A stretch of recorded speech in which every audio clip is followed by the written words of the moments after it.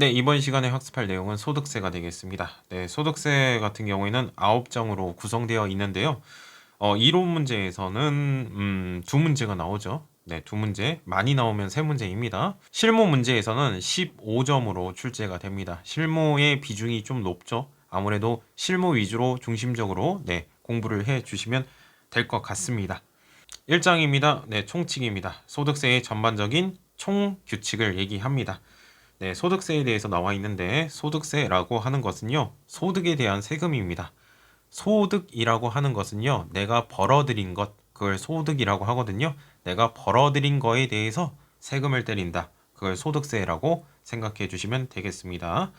소득세의 특징은요, 네, 국가에서 걷어들입니다. 첫 번째, 국세라고 적혀 있죠. 네, 그리고 직접세입니다. 소득세는 직접세입니다. 내가 벌어들인 소득에 대해서 내가 직접 납부를 합니다. 신고하고 납부하기 때문에 직접세라고 이렇게 특징이 있고요. 그 다음에 보통세입니다. 네, 보통세 같은 경우는요, 국가에서 소득세를 걷어들여 가지고 여러 군데 쓸 수가 있습니다. 뭐 다리 만드는 데도 쓸 수 있고, 건물 만드는 데도 쓸 수 있고, 여러 가지 사회 기반 시설을 만드는데 목적이 정해져 있지 않습니다. 그걸 보통세라고 하고요. 그리고 네 번째, 인세입니다. 사람에 대해서 걷어들이는 세금입니다. 그리고 내가 벌어들인 소득에 대해서 세금을 때리는데 부양가족이 많으면 많을수록 세금을 더 공제시켜 줍니다. 인적 공제 제도라고 나중에 나오거든요. 네, 그런 특징을 가지고 있고요. 그리고 다섯 번째, 소득 원천설입니다. 계속적이고 반복적으로 벌어들이는 것들에 대해서 세금을 때리게 됩니다. 그리고 여섯 번째, 무시무시한 말이죠. 열거주의입니다. 자, 열거주의라고 하는 것은요, 법에 열거돼 있는 것들만 세금을 때리겠다. 그걸 열거주의라고 합니다. 즉, 법에 열거가 되어 있으면 세금을 때릴 것이고, 법에 열거가 되지 않았으면 세금을 안 때리게 됩니다. 한 가지 예시로는 주식의 양도 차익이 있어요. 예를 들어서 어떤 회사의 주식을 샀는데, 샀다가 팔았는데 이익이 났대요. 만 원만큼 샀었는데 2만 원이 됐대요. 그럼 만 원만큼 이익이 생기겠죠. 소득이 생길 거란 말이에요. 근데 이거는 법령에 열거되지 않았습니다.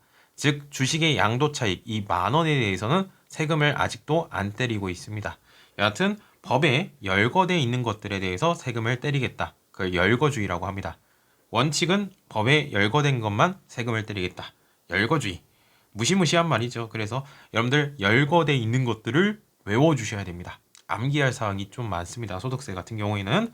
그리고 예외적으로 이자 소득하고 배당 소득에 대해서는 새로운 상품들이 굉장히 많이 나옵니다. 그렇기 때문에 열거를 계속 할 수가 없기 때문에 어떻게 하고 있다? 네, 포괄주의를 도입하고 있습니다. 다 과세해버리겠다. 그걸 포괄주의라고 합니다. 이 유형에 대해서는 이자 소득, 배당 소득 이 유형에 대해서는 법에 열거가 되어 있지 않더라도 다 과세해버리겠다. 그걸 포괄주의라고 합니다. 자, 그리고 일곱 번째, 응능과세입니다. 능력에 따른 과세. 즉, 내가 능력이 좋으면 많은 소득을 벌어들일 것이고, 그거에 대해서 세금을 많이 납부해야 되겠죠. 응능과세라고 합니다.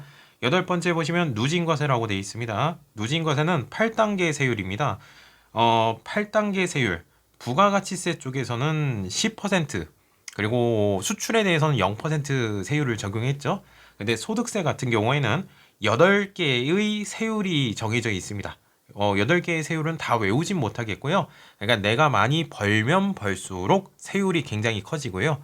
적게 벌면 벌수록 세율이 좀 낮아지게 되는 8단계로 구성되어 있습니다.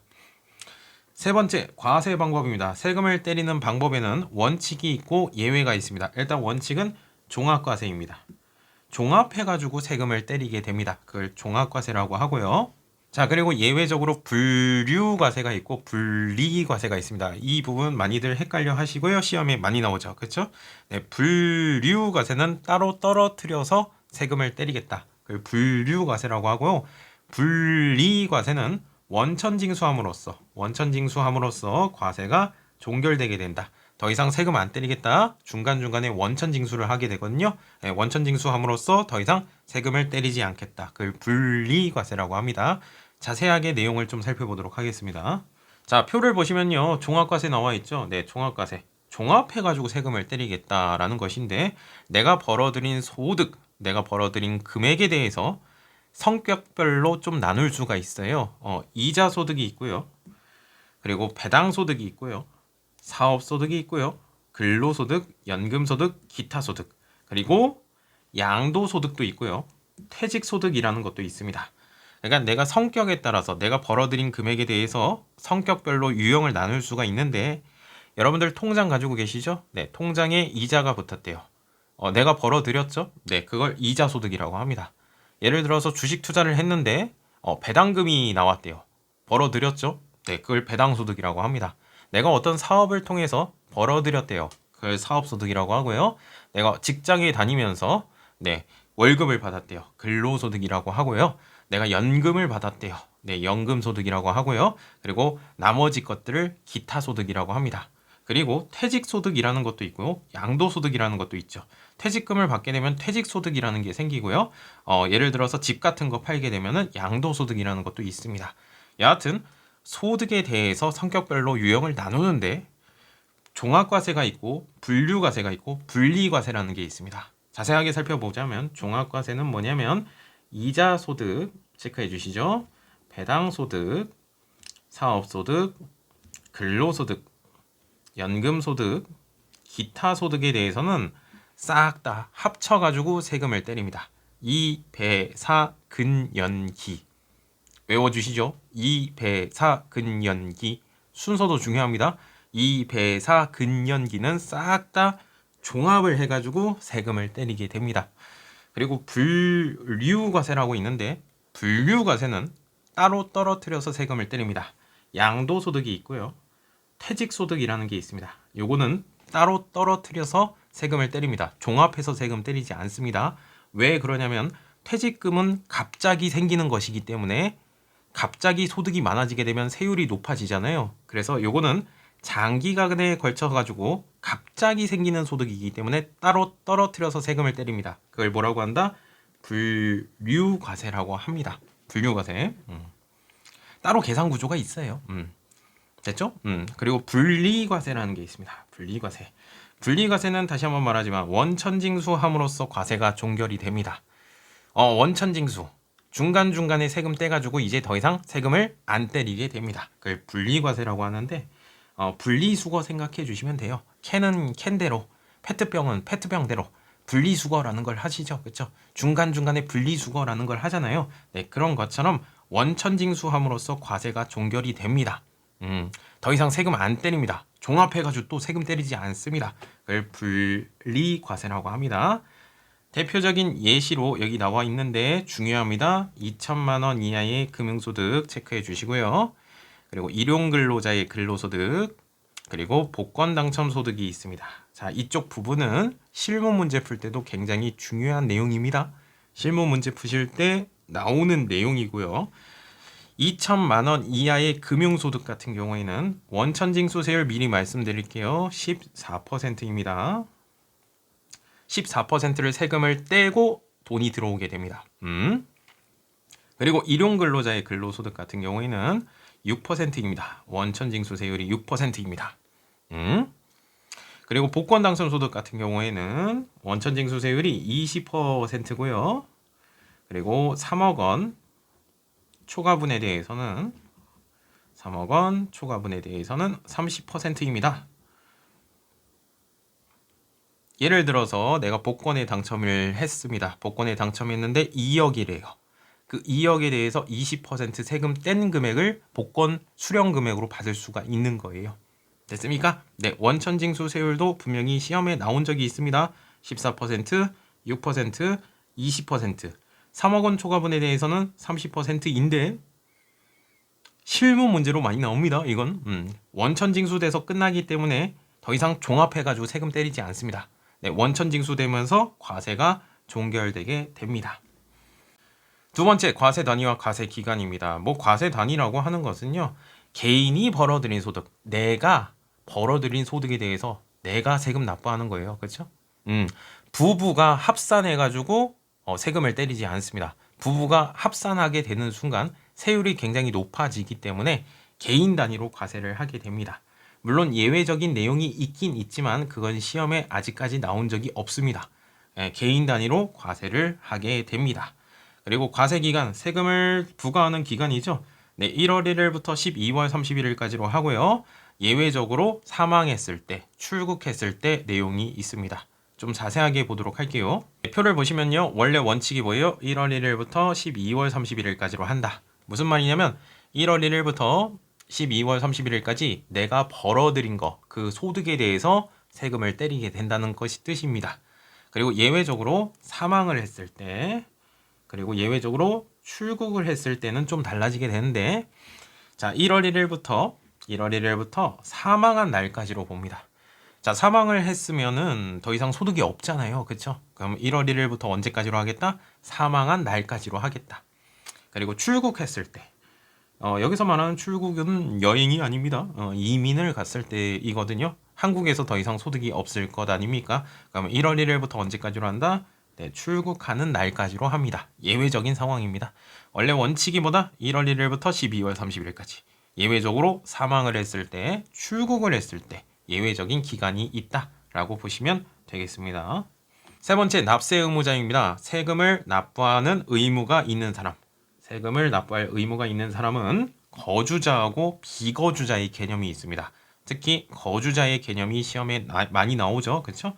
자, 거주자가 있고요. 그 다음에 비거주자가 있는데, 비거주자는 미리 말씀드린데 거주자가 아닌 사람들 얘기하는 겁니다. 따라서 거주자의 개념을 정확하게 알고 계셔야 되겠고요. 거주자에 대해서 이론 문제에서 좀 많이 나오더라고요. 그나마. 물론 2문제, 3문제밖에 나오지는 않지만 그나마 좀 많이 나오는 부분이긴 합니다. 자, 거주자라고 하는 것은요. 국내에 주소를 두고 있거나 5월 183일 이상 거소를 둔 개인을 얘기합니다. 거소라고 하는 것은 머무르는 장소거든요. 183일 이상 머무르는 장소가 있는 개인입니다. 자, 질문 드릴게요. 한국인이면 거주자이고 외국인이면 비거주자이다. 틀린 말입니다.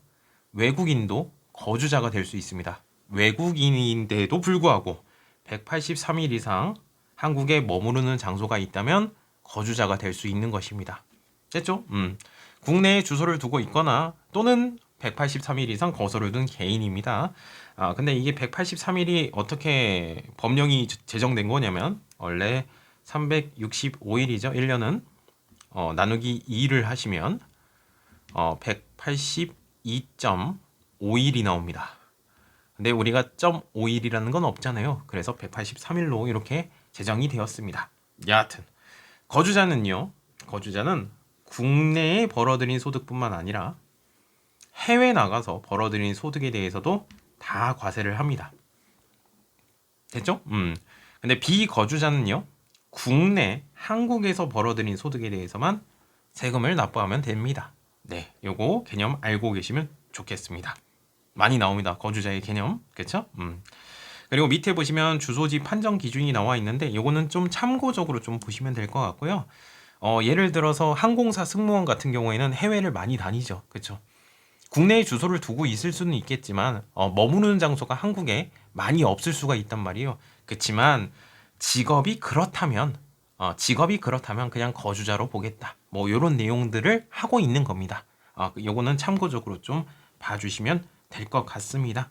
네 번째 납세지입니다. 세금을 납부하는 장소가 되겠죠. 세금을 납부하는 장소. 거주자이면 주소지가 만약에 있다면 주소지 주변에다가 세금을 신고 납부하시면 되겠고요. 거소지가 있다면 거소지 주변에다가 세금을 신고 납부하시면 되겠습니다. 뭐 비거주자의 경우에는 뭐 국내 사업장에서 소득이 발생했다. 그럼 국내 사업장 소재지가 될 것이고요. 뭐 예외적으로 뭐 국내 원천 소득이 발생한 장소 이렇게 되어 있는데 많이 나온 적은 없고요. 여하튼 참고적으로 이렇게 알고 계시면 될 것 같습니다. 자, 5번째입니다. 소득 금액의 계산 구조. 소득세는 어떻게 세금을 계산하느냐? 네, 이런 방식에 의해서 세금을 계산하는데 일부분만 나와 있습니다. 사실상. 자, 아까 전에 성격별로 나눈다고 했었죠? 이자소득, 배당소득, 사업소득, 근로소득, 연금소득, 기타소득이 있었고요. 그리고 양도소득하고 퇴직소득도 있었죠. 근데 양도소득하고 퇴직소득은 따로 떨어뜨려서 세금을 때린다고 했었고 자, 이, 배, 사, 근, 연, 기는 어떻게 한다고 했어요? 싹 다 종합을 해가지고 세금을 때린다고 했었죠. 네, 그 계산 구조가 나와 있습니다. 2배사 근연기 위주로 여러분들 시험 문제 나오고요. 특히 근로소득 위주로 좀 시험에 많이 출제가 됩니다. 실무 부분에서. 자, 이자소득은 이렇게 세금 계산을 하게 되고요. 배당소득, 사업소득, 근로소득, 연금소득, 기타소득은 이렇게 세금 계산을 하게 됩니다. 그리고 싹 다 모읍니다. 종합소득금액 해가지고 종합해가지고 세금을 때리게 됩니다. 그리고 밑에 쪽에 더 계산 구조가 있는데 일부분만 좀 보여드린 것 뿐입니다. 그래서 2장 내용이 뭐냐면 이자소득하고 배당소득입니다. 2장 내용, 3장 내용이 사업소득이고요. 4장 내용이 근로소득이고요. 5장 내용이 연금소득이고 6장 내용이 기타소득일 것입니다. 됐습니까? 자, 그럼 2장 부분 나갈 건데 2장 부분이 뭐냐면 이자소득하고 배당소득이에요. 자, 요걸 묶어가지고 뭐라고 하냐면 금융소득이라고 합니다. 금융기관에서 벌어들인 소득이거든요. 이자, 은행에서 주죠. 배당, 주식을 가지고 있으면 배당금 받죠. 네, 금융기관에서 벌어들인 소득을 금융소득이라고 합니다. 이자소득하고 배당소득을 합쳐서 금융소득이라고 합니다. 자, 2장 부분입니다. 금융소득이죠. 이자소득하고 배당소득 합치는 것을 금융소득이라고 합니다. 자, 우리는 실무 위주로 좀 수업을 진행하고 있어요. 네, 이론적으로 들어가게 되면은 시간이 굉장히 오래 걸리죠. 자, 실무 위주로 좀 나가도록 하겠습니다. 그리고 이론 부분과 관련돼서는 문제를 풀어보면서 그렇게 진행하도록 하겠습니다. 그러니까 전체적인 줄거리 위주로 좀 가게 될 거예요. 금융소득입니다. 첫 번째 이자소득에 대해서 나와 있습니다. 자, 이자의 범위가 나와 있죠. 네, 이자소득의 범위 이렇게 나와 있는데 다 이자입니다. 다 외울 수가 없습니다. 그렇죠? 네, 전체적인 내용만 좀 보고 가시면 될 것 같습니다. 첫 번째 보시면 채권 또는 증권의 이자 있죠? 이자 소득이지 뭐. 이렇게 하시면 되겠고, 두 번째 예금의 이자, 통장에 이자가 붙었다. 이자 소득이지 뭐. 그렇죠? 그리고 3번, 4번, 5번, 6번도 있대요. 이런 것들 이자라고 합니다. 시험에 안 나오진 않았어요. 분명히 나온 적은 있지만 많이 안 나오죠. 그쵸? 이론에서만 나오니까. 3번 보시면 환매 조건부 매매 차익이라는 것도 있고요. 4번 보시면 저축성보험의 보험 차익이라는 것도 있고요. 5번 보시면 직장공제의 초과반환금이라는 것도 있고요. 6번 보시면 비영업대금의 이익이라는 것도 이자에 속하게 됩니다. 그리고 7번 보시면 1번부터 6번까지 유사한 소득에 대해서 다 과세해버리겠다. 이걸 뭐라고 했었죠? 포괄주의라고 했습니다. 새로운 상품들이 너무 많이 나와가지고 더 이상 법에 정할 수가 없어요. 다 과세해버리겠다. 그걸 포괄주의라고 합니다. 이자의 성격이 있는 것들은 그냥 다 과세해버리겠다. 법에 써있지 않더라도 그렇게 생각해 주시면 되겠습니다. 그리고 두 번째 보시면 이자 소득에서 제외되는 경우가 있는데 이것도 외워주면 참 좋겠지만 그쵸? 외우기가 힘들죠. 그쵸? 그나마 이론에서 좀 나왔던 게 뭐냐면 손해배상금이거든요. 네, 손해배상금에 대해서 법정 이자라고 돼 있는데 왠지 이자소득일 것 같아. 이자라고 써 있으니까. 근데 손해배상금 나오면 기타소득이라고 생각해 주셔야 됩니다. 손해 나오면 뭐다? 기타소득. 네, 이렇게 정리해서 가시면 좋겠습니다. 자, 세 번째는 비과세 이자소득입니다. 자, 비과세라는 표현이 계속 나올 겁니다.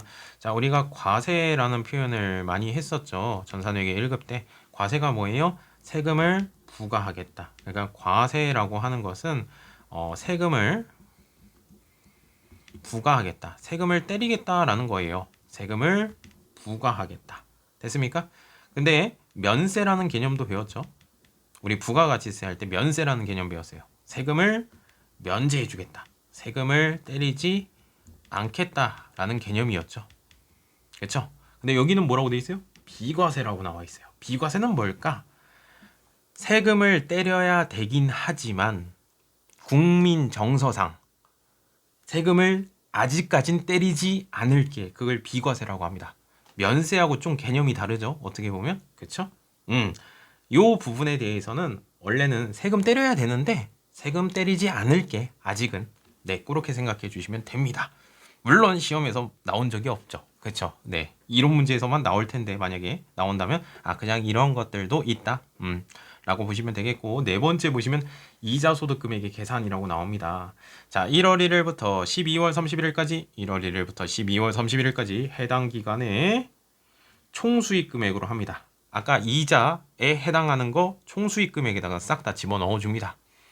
그리고 필요 경비는 인정되지 않습니다. 내가 이자를 받기 위해서 노력한 게 있어요? 없어요. 여러분들 통장에 돈 집어넣고 아무 의미 없이 갑자기 이자가 들어왔어요. 여러분들이 노력한 게 없기 때문에 필요 경비를 빼주지 않습니다. 그러니까 1월 1일부터 12월 31일까지 그냥 이자 받은 거 있잖아요. 이자 번 거, 그게 총수익 금액입니다. 더 이상 뭐 빼주지 않습니다. 거기에 대해서 세금을 때리게 됩니다. 네, 이렇게 생각해 주시면 되겠고, 다섯 번째, 이자 소득의 수입식이라고 되어 있죠? 암기사항입니다. 뭐가 나올지 모르겠습니다. 굉장히 내용이 많죠. 그렇죠? 이건 이론 문제 풀면서 네, 진행해 보도록 하겠습니다. 있는지 없는지 모르겠어요. 그렇죠? 여하튼 요거는 암기사항이 되겠습니다. 자, 두 번째 배당소득입니다. 배당소득이 뭐예요? 내가 어떤 주식 투자를 했는데 배당금이 들어왔대요. 그걸 배당소득이라고 합니다. 배당소득의 범위 나와 있죠? 1번 이익 배당, 3번 의제 배당, 4번 인정 배당, 다섯 번째 간주 배당소득이겠지 뭐. 네, 이렇게 생각해 주시면 되겠고, 2번하고 6번도 배당소득입니다. 이론 문제에서 좀 나오죠. 2번 집합투자기구로부터 얻는 이익이라는 것도 배당소득이고요. 6번 공동사업을 했는데 출자 공동사업자의 손익분배 비율에 해당하는 금액, 이것도 배당소득이라고 할 수가 있겠습니다. 이 의미에 대해서 다 알려드리고 싶은데 시간이 굉장히 오래 걸리죠. 예, 그쵸? 많이 나오지도 않고, 예, 그쵸? 네, 이런 것들도 있다라고 보시면 되겠고, 7번이 뭡니까? 1번부터 6번까지에 대해서 유사한 소득 더 이상 못 쓰겠다. 법에다가 새로운 상품들이 너무 많이 나와서 이걸 어떻게 한다?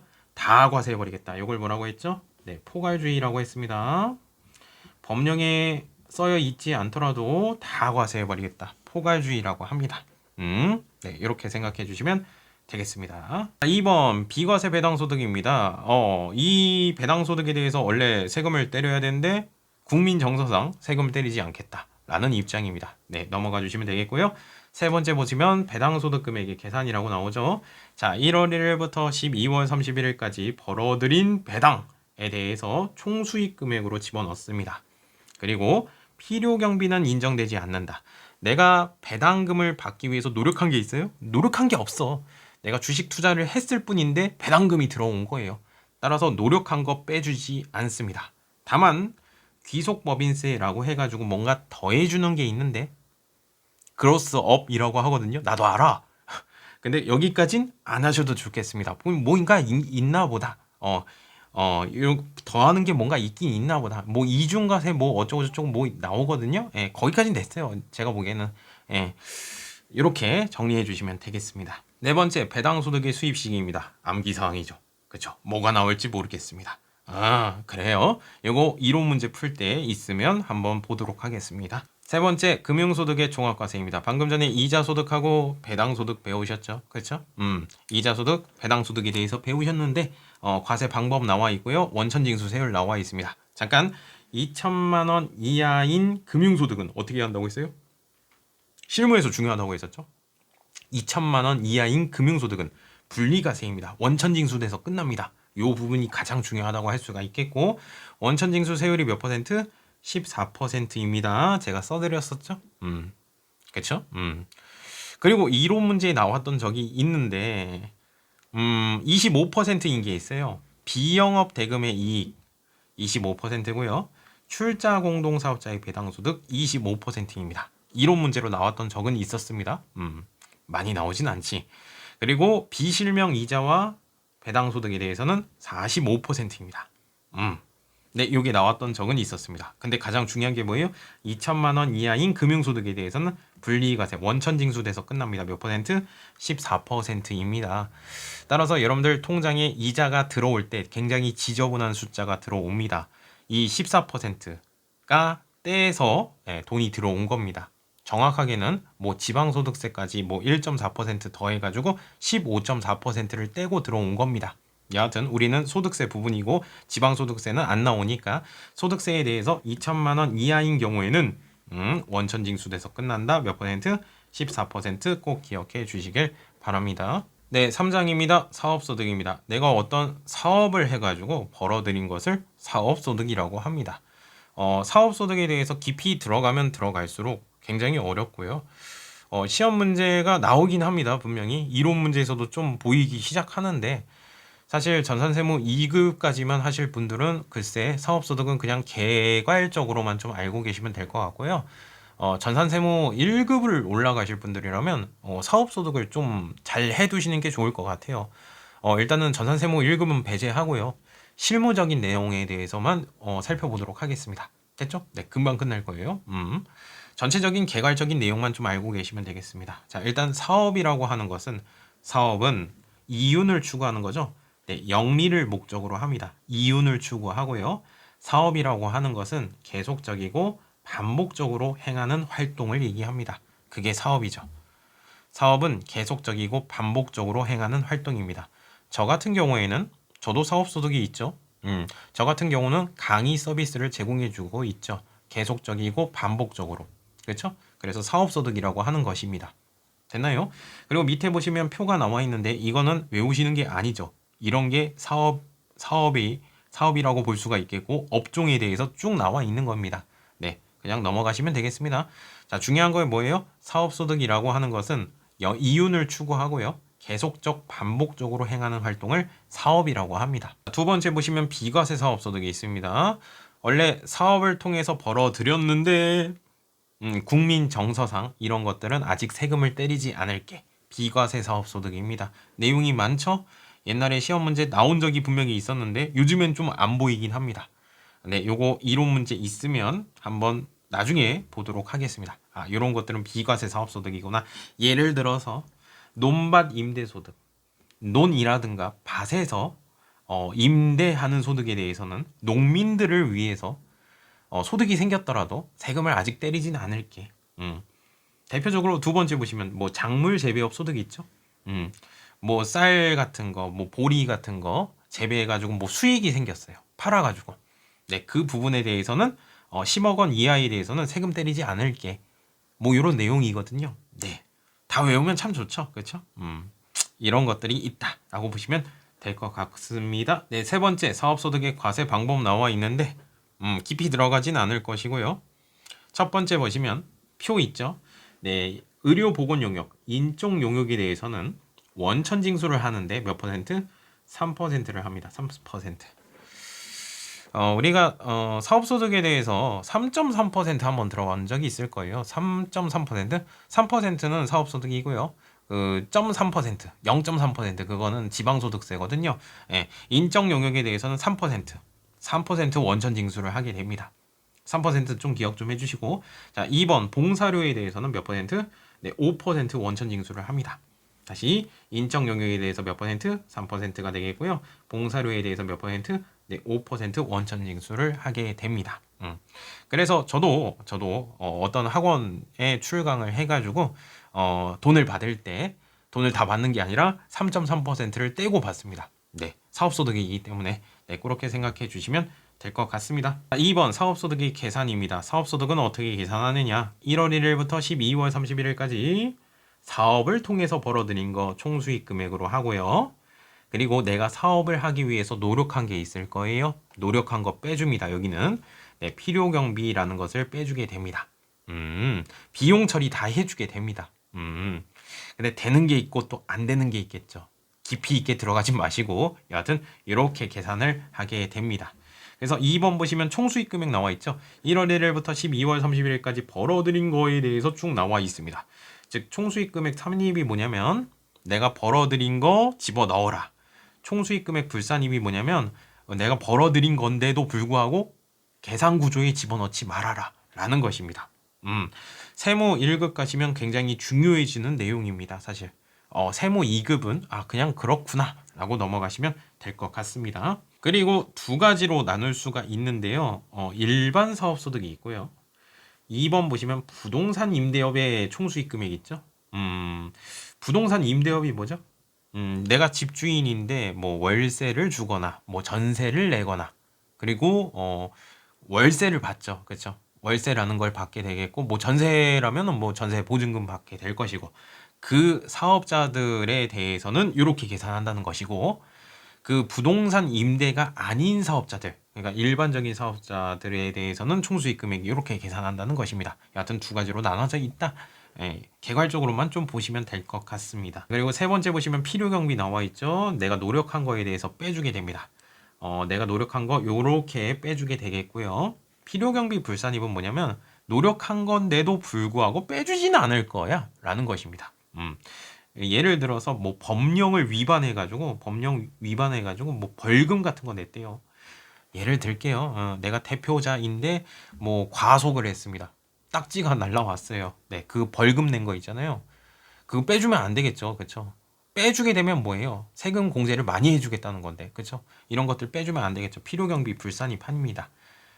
이런 것들이 있습니다. 뭐 가사 관련돼서 우리 집에 놓을 TV를 샀다. 이런 것들 빼주면 안 되겠죠. 그쵸? 내가 노력한 거라고 볼 수가 없습니다. 네, 이런 것들이 있습니다. 대표적인 것들이고요. 사실 세무 1급에서 좀 중요한 내용이죠. 그리고 세 번째 보시면 사업소득의 수입식이 있습니다. 암기사항입니다.